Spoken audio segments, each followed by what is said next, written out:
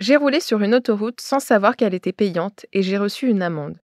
Est-ce que je peux la contester, sachant que je n'ai vu aucun panneau d'information? Vous écoutez un podcast imaginé par Le Particulier, le média de référence pour mieux connaître vos droits au quotidien. Aujourd'hui, nous répondons à la question de Laura. Pendant ses vacances, elle a emprunté l'autoroute A79 dans l'Allier sans savoir qu'elle était payante. Elle reçoit aujourd'hui une amende en plus du prix du péage. Elle se demande si c'est normal. Alors à vos droits? Prêts? Partez. L'autoroute A79 est une autoroute nouvelle génération. Elle comporte plusieurs sections payantes dites en flux libre, sans barrière de péage. Ce type d'autoroute a vocation à se généraliser afin de fluidifier le trafic en supprimant l'arrêt au péage.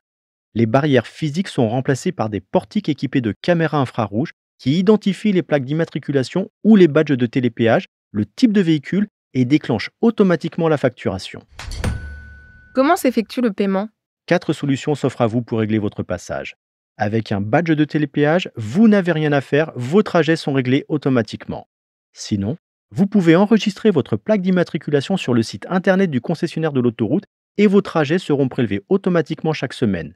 Une solution plutôt réservée aux locaux. Vous avez aussi des bornes de paiement au niveau des aires de repos, des haltes péages et des échangeurs.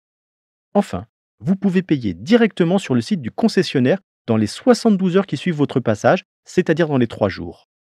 En ligne, vous pouvez même régler votre trajet en amont jusqu'à 7 jours avant votre passage.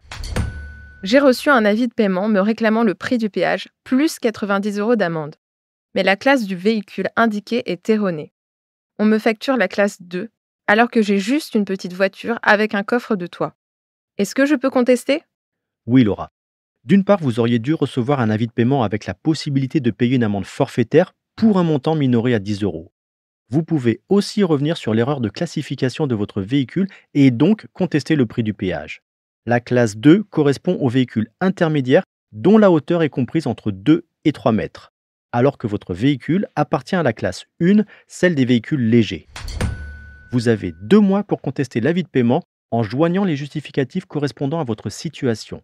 Pour cela, vous pouvez aussi utiliser le modèle figurant sur le site du concessionnaire à l'adresse indiquée sur l'avis de paiement. À défaut de paiement ou de contestation, vous devenez redevable d'une amende majorée à 375 euros.